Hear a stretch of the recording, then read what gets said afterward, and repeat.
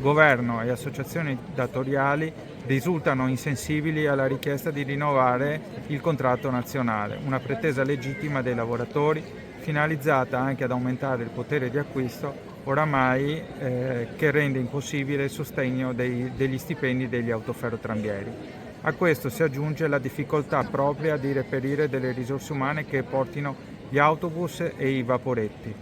Inoltre, sempre di più, stiamo assistendo al fenomeno grave delle aggressioni